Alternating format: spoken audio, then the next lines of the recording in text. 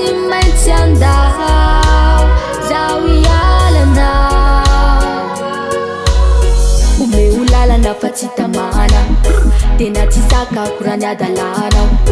Efa nomeko ze raha jiaby ilainao, efa nataoko ze ampifaly anao. Mandeha akafindray no matamananao, matamananao. Be mistery anao ka tsy hitako ny atao. Aleo ny lalana isampana, fa ianao ndray no tonanakana. Ilay fitiavako tafiditra lalina, tonarodanao daholo ireo zay natsangana. Tiako rano maso isanandro tsy diniko, zaho ialanao, zaho ialanao.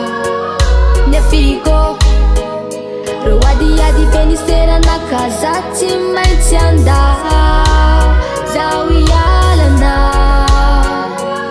Vinavina, vinavina ny hoavy efa vita, fa ianao ndray no nanimba lay tantaratsika. Ka mitsotrana na mahita ny tiagna fara sendra manina ny kitana isainy.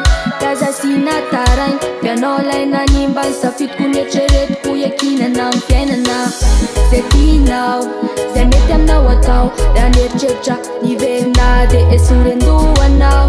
Tana nefa zatra miapatra sa mety mivokona koa ny anao. De aleko mandao samba mety refitiavana sa ifa male. Aleko miala fa sa efa ko niaritra jaly. Iko rano maso isanandro tsy diniko, zaho ialanao, zaho ialanao. Nefiko reo adiady be ny seranakaza tsy maintsy andao zaho ialanao. Iko rano maso isanandro tsy diniko, zaho ialanao, zaho ialanao.